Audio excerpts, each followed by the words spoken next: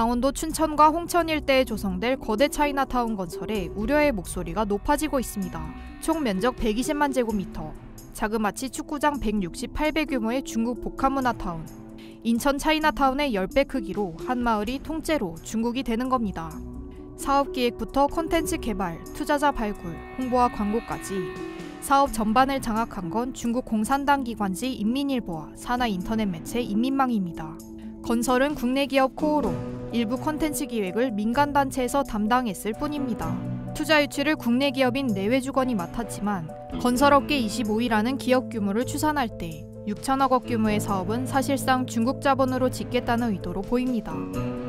강원도청은 중국인 관광객 유치 명목으로 사업 인허가와 투자 이민제 등 행정 지원을 맡았습니다. 중국 문화 복합문화 타운이니까 조성이 되면 많이 오죠. 올거리도 기대를 하고 있는 거고. 하지만 국가안보 전략에 우려되는 조치라는 분석도 나옵니다.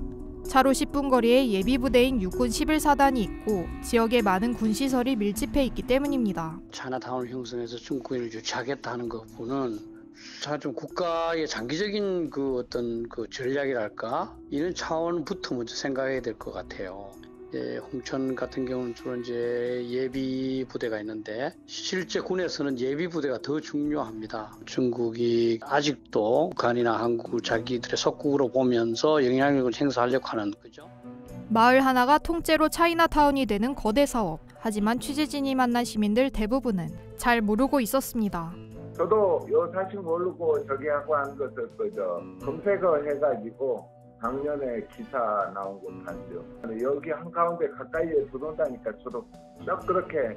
중국 복합문화단지와 함께 또 거론되는 곳이 바로 춘천 중도에 건설되는 중국인 관광객을 위한 럭셔리 호텔입니다. 10,000개 이상의 유물이 출토된 세계 최대 규모의 선사 유적지인 춘천 중도 선사 유적지. 이곳에 600실 규모의 15층짜리 중국인 관광객을 위한 최고급 호텔이 지어지는 겁니다.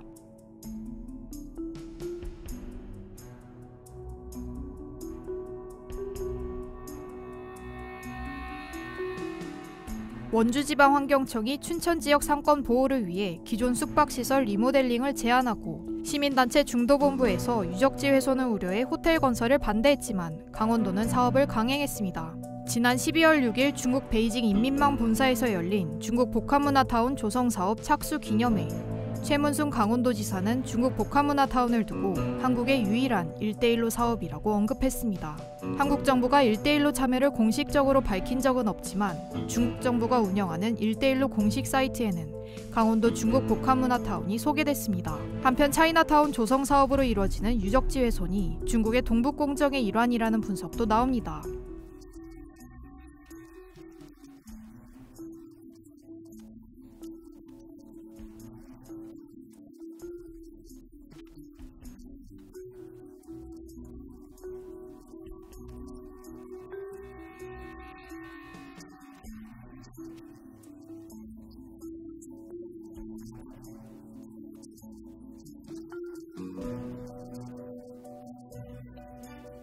선사시대 유적지에 들어서는 중국인을 위한 최고급 호텔, 국가안보를 담당하는 군사시설 옆에 자리한 중국 복합문화단지, 중국인 관광객 유치라는 경제적 미끼 뒤에 정작 중요한 한국의 정체성과 안보를 놓치는 건 아닐지 면밀한 검토가 필요해 보입니다.